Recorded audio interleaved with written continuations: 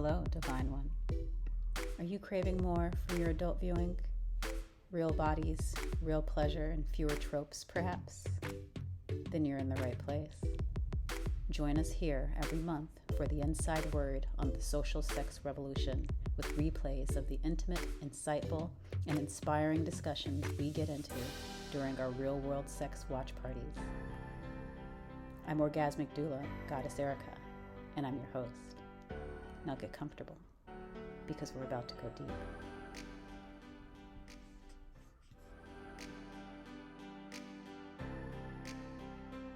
Welcome to the Social Sex Revolution. Give a shout out to our sponsor. I'd like to thank Make Love Not Porn. Make Love Not Porn is a social sex sharing platform that is pro-sex, pro-porn, and pro-knowing the difference. It is the world's first user-generated, human-curated social sex video sharing platform. And basically what that means is it's kind of like Facebook for people who love talking about their sex lives. At Make Love Not Porn, we celebrate real-world sex. That's hashtag real-world sex. As a counterpoint to porn. Make Love Not Porn makes sex social, which is easier for us to talk about it while promoting healthy sexual values and good sexual behavior, many of which we see in the videos that we feature at our watch party. Although tonight we will be sharing a piece that is from my own personal library at Make Love Not Porn. As I mentioned, I am also a Make Love Not Porn star. But we are incredibly grateful to the community of Make Love Not Porn and the Make Love Not Porn stars that make these watch parties so interesting and wonderful. We would also like to show our appreciation to Chicago Dungeon Rentals, which is the space that we find ourselves in tonight. Chicago Dungeon Rentals is a private play space here in the Chicago proper, and it is somewhere where you can come to explore your fantasies. It is fully equipped with amazing toys and little benches and equipment and all of the things you need to restrain, tickle, titillate. If you are interested, we will also be sharing information where you can learn more about Chicago Dungeon Rentals. Again, we are thankful for being able to commune in such a lovely and sensual space. And now let's begin by grounding ourselves in our intentions for tonight and in the space that we find ourselves in. So if you will close your eyes and drop your shoulders away from your ears and deepen your breath. And as you deepen your breath, feel your belly rise and fall with intention. Feel the air flowing into your lungs with satisfaction. Feel yourself expand. And as you are taking note of the sensations in your body with each inhale and exhale, I want you to do a slow, sensuous scan from your head to your toe. Unfurrow your brow. Imagine that someone is gently caressing your temple as you unclench your jaw and drop your tongue from the roof of your mouth. Roll your shoulders back and perhaps allow your head to loll from side to side as you inhale deep and open your heart. And exhale and feel your belly push against your spine. And as you're checking in with your body, I want you to check in with your intention. What is it that you hope to experience tonight? What is it that you need? Consider those things. And then also consider leaving yourself open for surprises. Take a moment to thank yourself for taking this time to be present and to examine your relationship with pleasure. I will be taking this time to feel gratitude for your presence. Thank you for joining me. And now let's begin. So tonight we will be having a wonderful discussion. And since my lovely co-host Zev is out, we will be using my intrepid and very busy tonight GIMP to fill in the spaces for the conversation. Thank you for the privilege of being here, guys. Thank you. The topic for tonight is ladies first, the logic of divine feminine veneration. And let's begin by recognizing that the divine feminine is part of all of us. We are all a continuum of masculine and feminine energy. There is not one of us that is lacking in one or the other. We are all existing with our own unique and beautiful balance of the two. It is necessary. We need the energy of masculinity that get it done, that push forward, that, dare I say, a little bit of aggression. And we need the softness and the creation and the community building of femininity.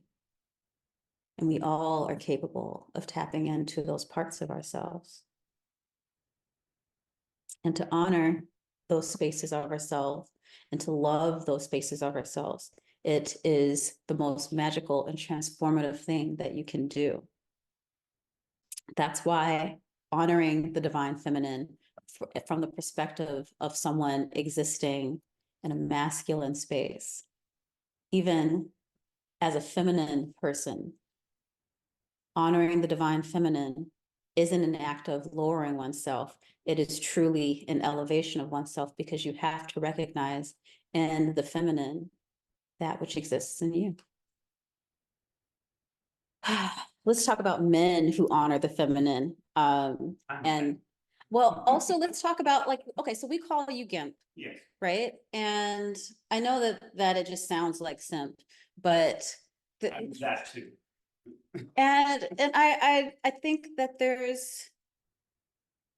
I think it's such an unfair thing to see people who celebrate and honor the divine feminine as gimps or simps. I mean, if someone is truly honoring divine feminine, are they simps? I mean, simping ain't easy. You know, I do appreciate that you would quote Boys to Men. I'm going to say that it's Boys to Men. I only know Simpin' Ain't Easy from a very early Boys to Men song. Deep cut. We won't get off on a tangent on it. I just happen to be quite a large fan. But the idea of the divine feminine, and those of us who worship the divine feminine, it's a wonderful thing. why do you worship the divine feminine? Let's begin there, because I can talk all day long about why you should and why it's important and why there are so many benefits to embracing the elements of femininity. So, I mean, that's convenient because I can talk all day about why I would worship the divine feminine. But I'm as a setting up an idea on why some men would, at least why I do, the power exhibited That works. by the power of women, of feminine presenting people, of femininity, of the energy of woman. of womanhood, and not just in gender expression, of sexual expression, of all of these things. It's palpable. I can feel it. It feels right and natural. It's not even from a natural, I mean, from a submissive standpoint, there's a whole underlying vibration that clicks Hmm. when I'm on my knees, that when I am in my thoughts, action, and words, that makes sense. We are told to respect women. Whether or not everyone does is another matter altogether. But we have a societal and cultural awe of women, of the accomplishments and abilities of women. I think that comes from the fact that most of us are raised primarily by women. Yes. That womanhood, oh, we have someone saying something. Choxical says it's not as quite as simple to say that men who honor the divine feminine are regarded as simps. I think it has more to do with what you, goddess, shared about how it's not about lowering oneself. I think simps go out of their way to lower themselves for the sake of raising up the divine feminine.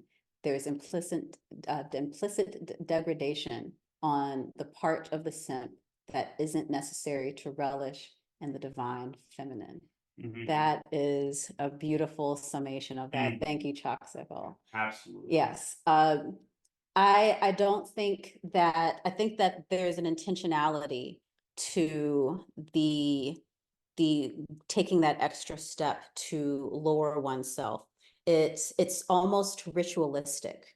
And I think that there is so much value in engaging in spaces or in activities that employ elements of ritual. It's a way to create a sense of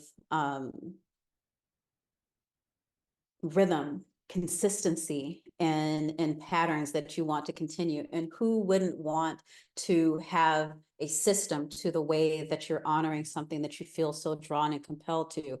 Femininity and feminine energy is all around us. It's springtime here in Chicago, and there is this sense of birth, of rebirth, of expression, of coming out that is so incredibly inherent to feminine expression. And who doesn't love and celebrate that? And, and what's interesting is that even in things like death and loss and decay, there are elements of the feminine. There is this creation of something new out of something old. There is the transformative. There is especially as we begin to age and look back on our lives, there's this coming in of or drawing in of community, of understanding who and what we are, because we are recognizing, we're seeing our lives from very different perspectives than when we began. Yes. So I think you touched on it, and I think too that to extrapolate on one of those thoughts is in the nature of one of the two words that we're discussing of divine, divinity, the feminine divine. What does it mean to be divine? What separates the feminine divine from just gender expression or physical anatomy or societal concepts of femininity and the idea of divinity? Nothing. Nothing. Feminine divine exists in everything.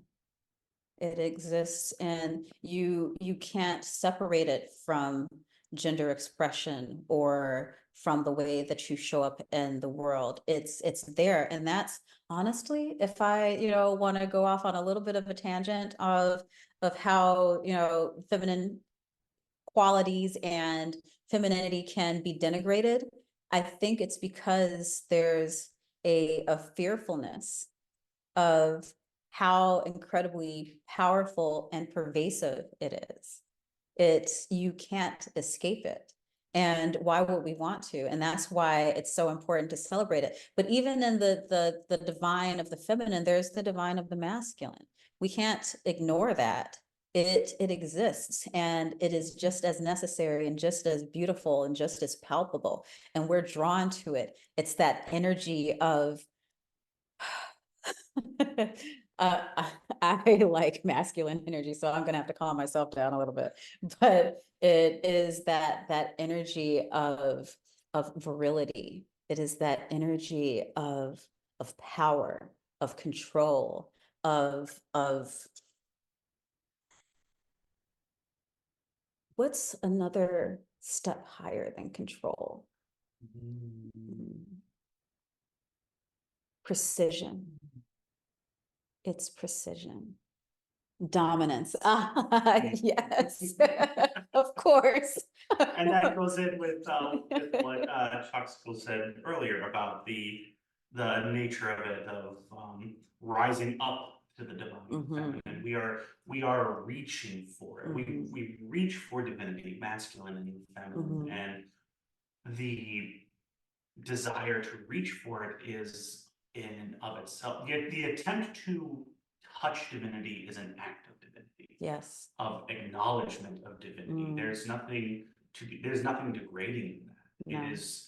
If it's your kink, you can make it degrading. Yes. You can Always with consent. You can do anything with consent. you can go Just about anything.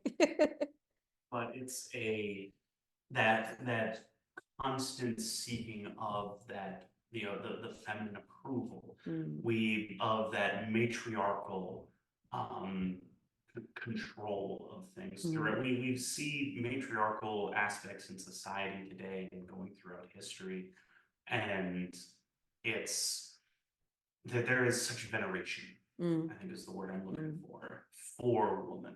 And even in a heavily patriarchal society that we have today, we still put womanhood on a pedestal. I mean, womanhood is the picture of creation. And how can you not be in awe of that? We are in awe of the Big Bang. We are in awe, as I said, of the spring and of growth and change. And we witness that in ourselves through women. And that is absolutely something that, why would we turn away from that? And I love being in spaces where that is something that feels so natural to the people in those spaces. We, for some reason, because of this fear of this power of femininity in the outside world, it's so easy for existing in a feminine body, for identifying with femininity, for taking on elements of femininity, regardless of your gender expression or sexual identity, or who or what you love or do. There's this compulsion towards violence towards the feminine. There's this compulsion towards control. And I think it's fear. It's like fearing the ocean. Yes, which is traditionally a feminine expression, is the ocean. Great things of power often are. I mean, the mountains are typically associated with the masculine divine, but volcanoes, feminine.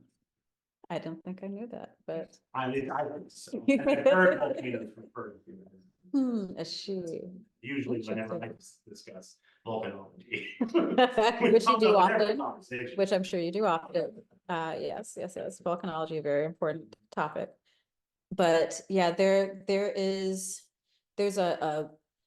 almost a fear that that the behavior of the outside world seems to latch onto. And I think it's a fear of the unknown. It's a fear of losing control. It's a fear of being swallowed up by something greater than yourself. But the kicker of it is that that thing that's greater than yourself is within you. We all carry that spark of the feminine divine. We all have the power to create. We all have the power to heal. We all have the power to share and to collect. But it's how we embrace it. So carrying on the idea of how we embrace it, a lot of time when we talk about the feminine divine and we refer to, goddess worship, and we look at these aspects of it that are these high relations, the presentation of the feminine divine as a dominant, as a dominant energy. But what about for submissives who are feminine presenting, and the expression of the feminine divine from I won't say less conventional, but a less acknowledged.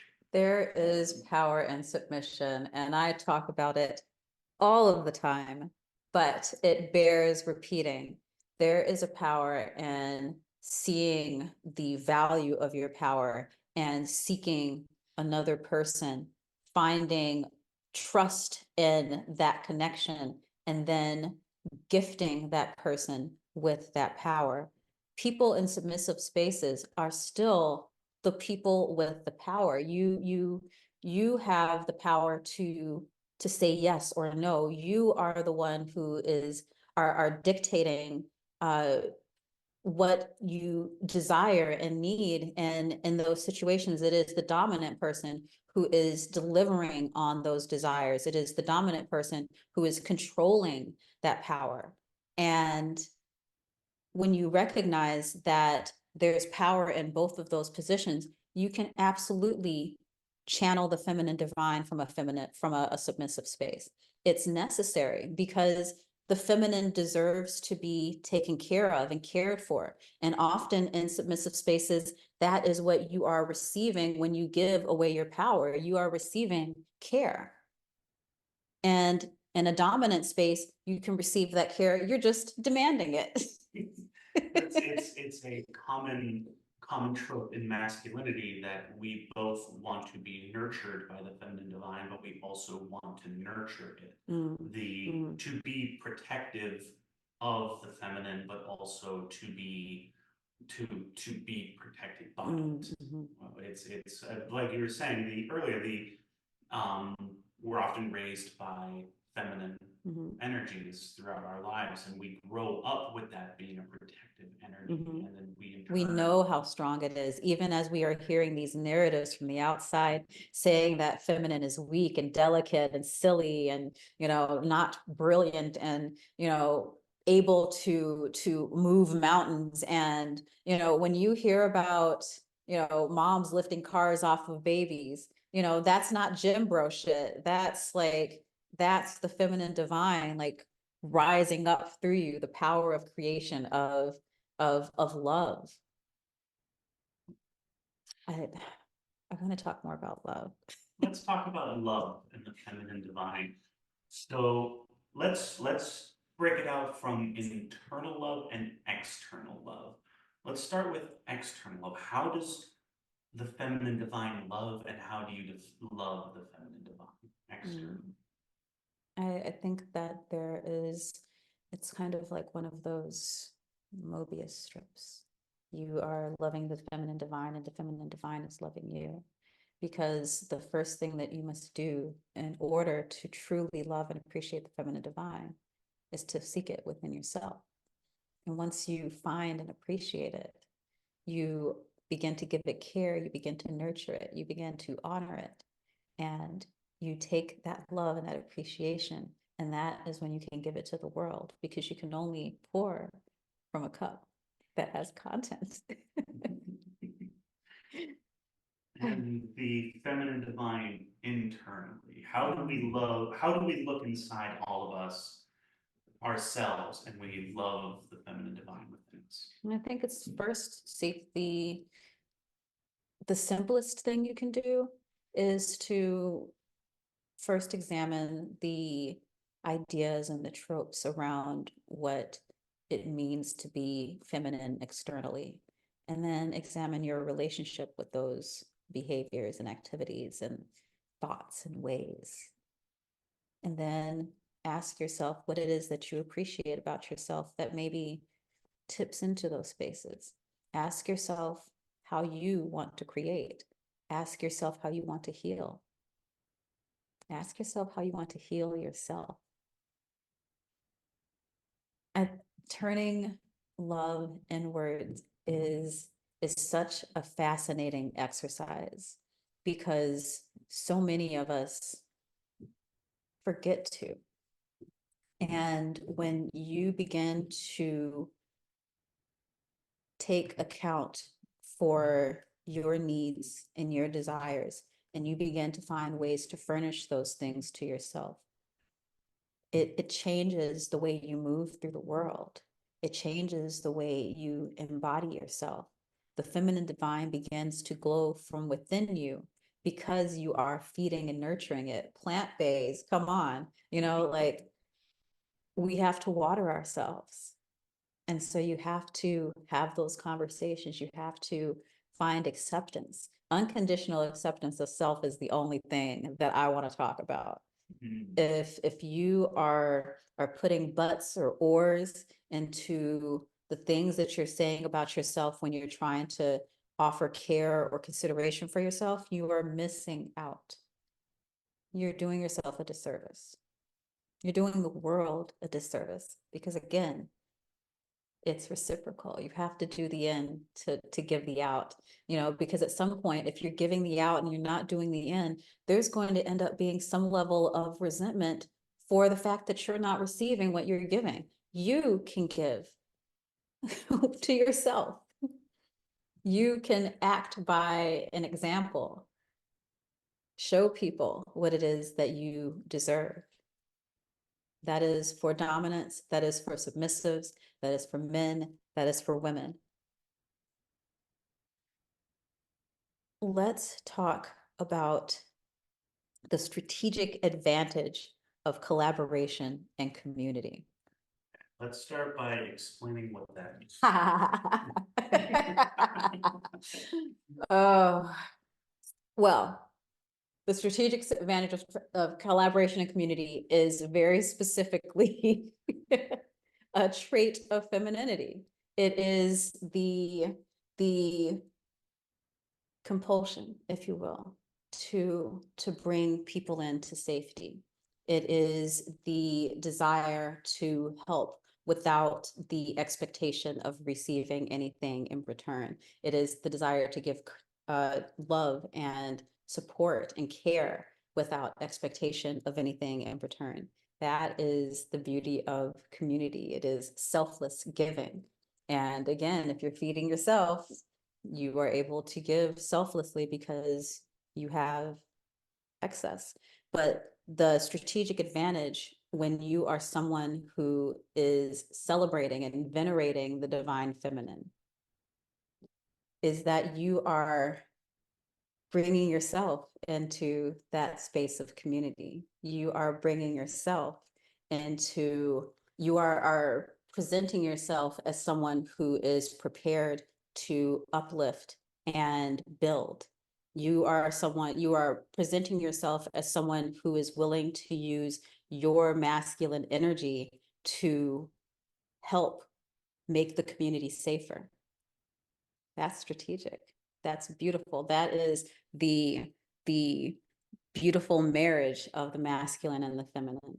That is why divine feminine veneration is so incredibly necessary, because you have to allow yourself that awe and that relationship to your own femininity so that you feel compelled to add to the creation.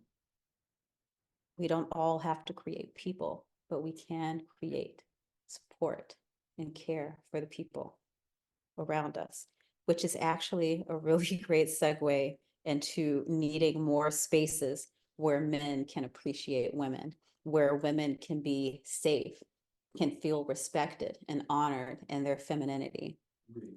And one of those spaces a space where the divine feminine is honored and celebrated, is Make Love Not Porn.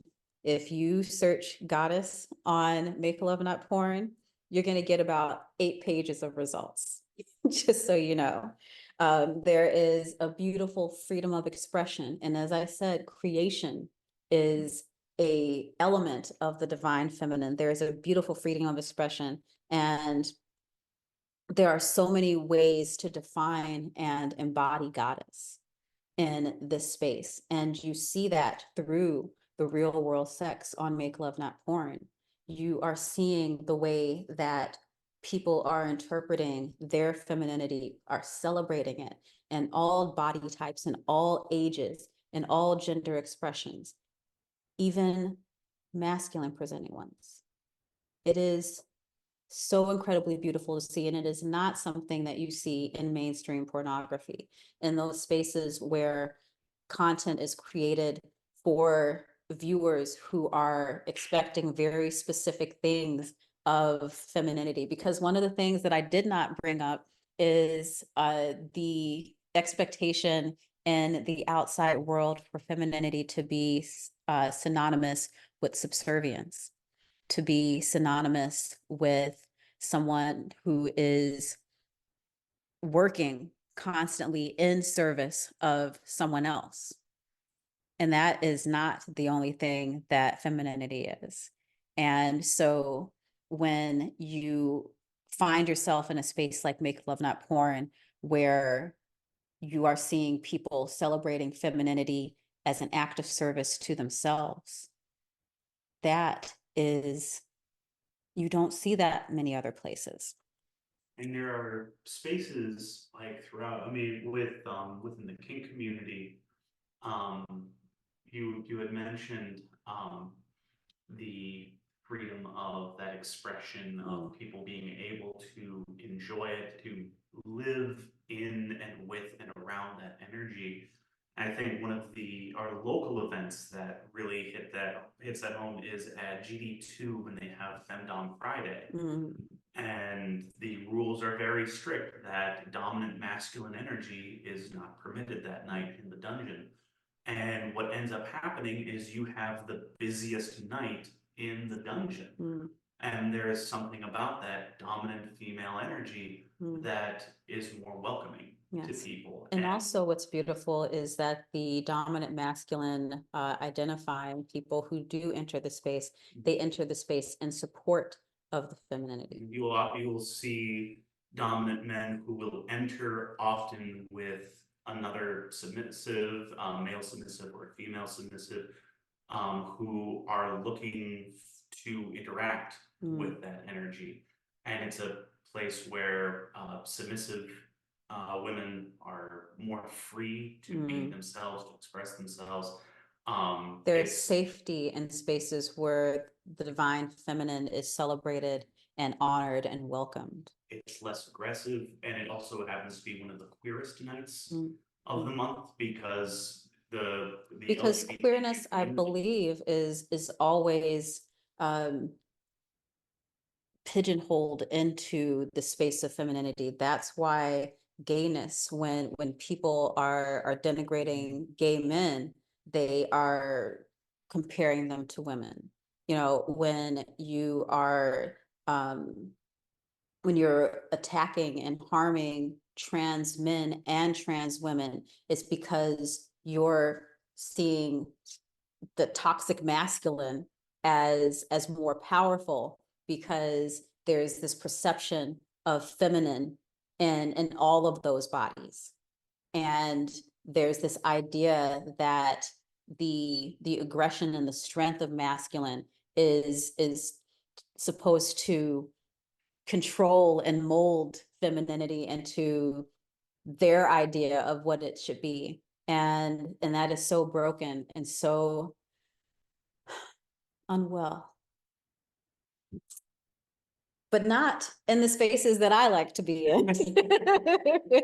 Because Make Love Not Porn, you also get the safety of human curated content. And let's talk about what that means. Human curated means that every single video that is uploaded to that site is reviewed from end to end by an actual human being who is making sure that the people in the video are the people in the video, that they are all consenting, that there is nothing harmful happening, that there are no things that can get you or your partner in trouble, such as copyright violations or with music. They're making sure that the content that you're posting is actually able to be seen, that the lighting is enough for us to enjoy the beautiful lovemaking that you're sharing. And what that means is that you're getting an extra additional element of safety in the content that you're posting. Make Love Not Porn also insists that the content you post only exists on their site so that they can control things like revenge porn. If you have a piece of content, whether you are in front of the camera or behind the camera, and you decide that you no longer want to have that content on their site, you can reach out to the curators and they remove it immediately. No questions asked, no hassle, no long delay between the time that you ask and the time that it's removed. It's because Make Love Not Porn is run by, is primarily a female organization, and it shows in the way that they take care of the feminine energy in the space. It is also a harassment-free space where comments are screened based on your comfort level of how you want to be engaged with when you are posting content. It's a wonderful space, and it's the only place that I share my content. And I think this is actually a great time for us to move into me sharing a bit of my content. But before, yes, For, did someone say something? Yep, Ah. commented, I am personally one who delights in women's beauty, and I am generally quite verbal when expressing my appreciation. But worship seems a bit strong for me, particularly when it comes to body parts, breast worship, ass worship, etc. I am more comfortable with praise since it is used commonly, attributes being praiseworthy. Can you speak about any differences you see between worship and praise, or how a goddess would receive? If it's too long to answer, you can address it later. No, that's a great answer. And I think that'll be the last question I answer, because I might go a little long because I love that question. Praise and appreciation, yes. There is a difference between body part worship and worshiping the feminine divine. And it's a very fine difference, but it's one that bears explaining. There is a element of objectivity to the worship of breasts, of ass, of belly, of pussy, of yoni, whatever. There is there's a sense of, you have something that I want. But in worship of the feminine divine, of that praise, there is only, you have something that I aspire towards. You have something that I see as grand, as larger than all of us. And possibly there is the awe and the wonder in that praise, because you also are seeing it within yourself. The ability to give praise is an element of the divine feminine just speaking through you. Oh my, do you have something to say? Oh, Yes. just didn't want to interrupt. So and two, I think that when you say like you have something I want, and especially with how Choctical points out specifically like body part worship and body part praise, when we are taking the time for ass worship or breast worship or foot worship, we are focusing our energies toward a specific thing, a part of a whole, and the praise and worship, like as they mentioned, it seems strong. There is a definite emotional difference between praising something and worshiping something. I will praise a well-cooked pasta, but I do not worship this giant spaghetti, the giant noodle monster in the sky. There's a separation there. So when somebody says that they are worshiping feet versus praising feet, someone can be into it and praising and absolutely loving that foot. Worship is an emotional state and it's a state of mind. It's almost Thank like you. spoken like a true submissive. Right, Thank you for the clarification. from a submissive point. So when I say that I worship the feminine divine, it is a very literal state of worship. It's And almost I'm- like a space, a headspace, like subspace or. Right, it is a headspace, and coming from my own upbringing in Catholicism, there's a state of mind of worshiping the divine versus the saints and the veneration of the saint. You don't worship the saints, but you worship God, and it's sort of it has a lot of that same energy. When I worship the feminine divine, and I'm worshiping you as my goddess, I don't need to touch you. I don't even need to see you. I just need to say my prayers to you.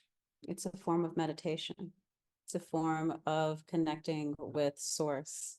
So Choxico mentioned they are also Catholic. So yeah, that I can see where you're getting that separation of worship being a lot, because it is a lot. Anybody who was raised in a Christian environment or a religious environment where there's high ceremony, there's going to be that emotional, that mental feeling of that association.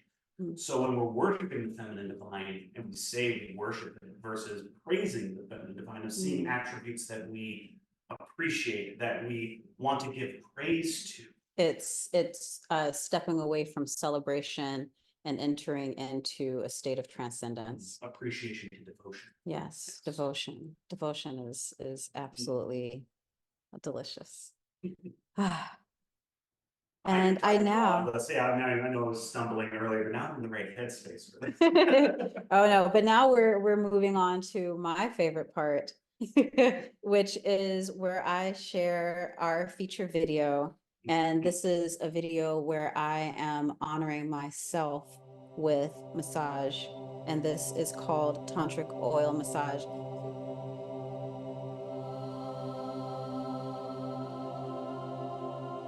When it comes to worshiping the feminine divine, that video demonstrated all of the stages of honoring yourself so that you can personally honor the feminine divine. Note how all of my movements were slow and deliberate, and how I began with a slow, sensuous, intentional massage of every part of my body. I was checking in. I was listening to myself. I was giving myself honor and care and consideration. And I moved slowly and I moved in silence. And this is not to say that that is for everyone, but there is something absolutely beautiful in allowing yourself to sit with the silence of your own satisfaction, of your own self-caring. It's important to do that stuff, because if you want to worship the feminine divine, you have to worship yourself, because the feminine divine is in all of us. Indeed. In some factor, some form, some shape, some way, it's a part of us. And if we don't take the time to nurture it and worship it, get to know it, Yes. that slow meditative process of self-worship is an act of worshiping the feminine. Yes. And masturbation can be a form of worship and a form of meditation. And how delicious is that? Check it off 3 boxes all at once. But with that, that is the conclusion for our watch party tonight. Thank you so much for joining us. It was an honor and a pleasure to share space and sexual energy with you. And to conclude our evening, let's all collectively take a deep inhale and release an even deeper audible sigh. You are now released from the space of vulnerability and bliss. Oh, was there a question? What is it, the oil that I used? I applied something from the bottle. So that is just almond body oil. And I sent it myself with a personal blend of essential oils, some lavender, some orange blossom, every now and then a little bit of rose. So with that, thank you again for joining me in this space. It has been an honor. Please do be sure to join our mailing list. We will be sending a link to the full video. If you'd like to watch it again, it is also a way to get access to my full library of content on Make Love Not Porn. I have, I believe, about 30 videos currently up and ready to go. We just posted a new one earlier this week. It's the latex and in the dungeon. Every now and then after watch parties, we actually get busy using the dungeon and we film a little bit of it. So if that is something that would titillate and please your divinity, then you can find it on my page. My handle on Make Love Not Porn is Yes Goddess Erica. But with that, we release you from this space. Thank you for joining me tonight. I hope to see you again on next month on the 20th. The theme for our April watch party is water as a tool and a symbol and meditation. And thank you so much for joining. My divinity recognizes yours.